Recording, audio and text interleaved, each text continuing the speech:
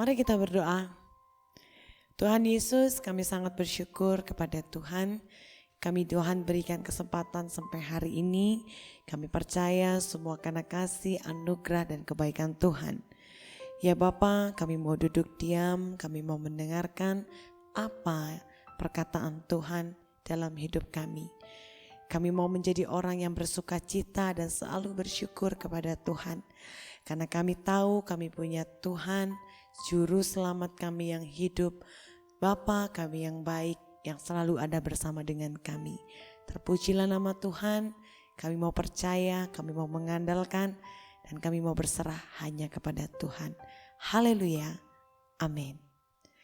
Shalom Bapak Ibu Saudara yang terkasih di dalam Tuhan Yesus Kristus. Saya percaya hari ini adalah hari yang baik, hari yang penuh dengan ucapan syukur, dan kita mau terus bersuka cita. Kita mau terus percaya dan hanya mengandalkan Tuhan. Karena firman Tuhan di Filipi 4 ayat yang keempat berkata, bersukacitalah senantiasa dalam Tuhan. Sekali lagi kukatakan, bersukacitalah. Di ayat ini Rasul Paulus mengatakan untuk terus kita bersukacita senantiasa. Bapak Ibu Saudara, jujur saja ini sulit. Buat saya juga sulit. Bukan apa-apa. Namanya juga kita itu manusia. Ada saat kita senang, ada saat juga kita sedih. Tetapi firman Tuhan mengatakan sangat jelas. Bersukacitalah senantiasa. Artinya dalam segala kondisi kita harus belajar untuk mengucap syukur. Dan senang apa yang telah Tuhan karuniakan untuk kita. Dalam segala kondisi kita harus bergembira. Mungkin mudah Bapak Ibu kalau kondisi kita lagi, contoh seperti ini ya. Kondisinya hutangnya lunas. Haleluya 12 kali. Puji Tuhan, cicilan motorku yang 60 kali itu sudah lunas. Puji Tuhan, anak saya lulus. Puji Tuhan, aku lulus. Puji Tuhan, aku nembak pacar, aku diterima. Puji Tuhan, tiba-tiba suami kasih saya kalung emas. Padahal tidak lagi ulang tahun. Atau usaha kita, barang terjual. Omsetnya melebihi dari apa yang kita pikirkan, ratusan juta, bahkan miliaran. Wow, kita pasti haleluya, terima kasih Tuhan. Hati yang gembira adalah obat yang manjur, tetapi semangat yang patah mengeringkan tulang. Itu ada di Amsal 17 ayat yang ke-22. Tetapi bagaimana jika kondisi kita sedang terbaring lemah? Kita didiagnosa penyakit yang melemahkan iman kita. Kita diberitahu dokter bahwa kita mandul. Kita diberitahu bahwa kita tidak ada cuan. Hutang perusahaan semakin menumpuk. Anak yang kita didik siang dan malam ternyata nilainya di bawah rata-rata. Jangankan kita berharap mendapat beasiswa, sudah lulus saja itu bersyukur. Belum lagi uang sekolah belum dibayar 3 bulan. Karena musim pandemi corona yang saat seperti ini. Bapak Ibu Saudara, di Amsal dikatakan hati yang gembira adalah obat yang manjur. Memang tidak mudah. Kondisi sering kali mempengaruhi hati, dan hati tidak enak seringkali membuat kita berpikir negatif dan memperkatakan yang tidak mau kita katakan sebenarnya. Contoh, kamu kok bodoh banget. Anak udah dididik siang malam tetap aja masih bodoh.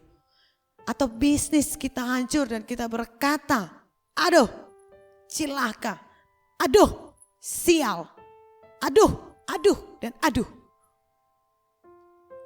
Atau yang tidak ada keturunan berkata, percuma saya punya uang, tapi saya tidak ada keturunan. Bapak Ibu Saudara, tidak mudah untuk kita mengucap syukur dan bersuka cita dalam kondisi seperti itu. Memperkatakan hal yang positif. Tetapi saya mau katakan, ayo Bapak Ibu, ayo kita belajar. Kita belajar dan sama-sama kita belajar. Bahkan yang menonton saat ini, ayo sama-sama kita belajar Bapak Ibu. Apapun kondisimu, jika Tuhan mengizinkan, Dia bisa ubah dalam sekejap. Terkadang hanya butuh sikap hati untuk mengubah keadaan kita. Hanya butuh belas kasihan Tuhan untuk mengubah nasib kita. Hanya butuh kasih karunia Tuhan untuk mengubah kondisi kita hari ini. Biar Tuhan lihat kita anak-anaknya, apapun kondisinya, kita belajar bergembira, belajar bersuka cita, belajar mengucap syukur, dan belajar memperkatakan hal yang positif. Walau kita saat ini sedang sakit, aku sampai hari ini bernafas dengan baik. Aku masih membuka mata dan melihat anakku, melihat suamiku, melihat orang tuaku, melihat orang yang aku kasihi dan cintai. Aku bergembira karena itu.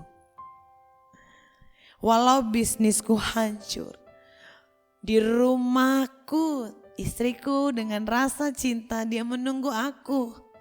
Anakku yang ganteng, anakku yang cantik. Mereka sumber inspirasiku.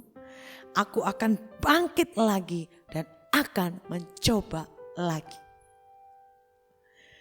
Walau aku nyanyinya pas-pasan, skillnya terbatas. Bahkan setiap buka suara orang sampai tutup telinga dan ngomongin gak enak sekalipun. Tetapi aku ingin mencoba dan memakai suaraku hanya untuk memuji Tuhan. Aku tetap bergembira dan aku akan berlatih jauh lebih giat lagi untuk kemuliaan nama Tuhan. Walau anakku tidak mampu mengikuti pelajaran,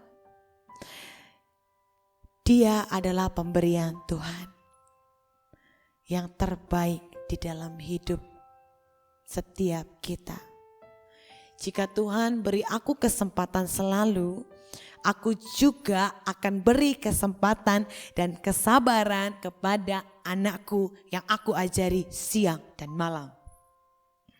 Karena jika Tuhan sabar, kita juga harus sabar. Aku gembira karena sampai hari ini anakku masih terus mencoba.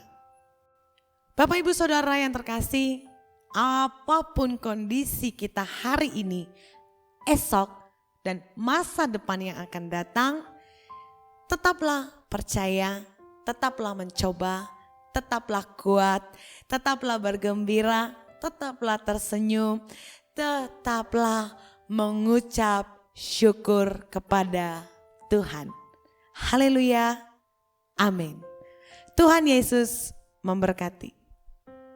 Mari kita tundukkan kepala, kita mau berdoa.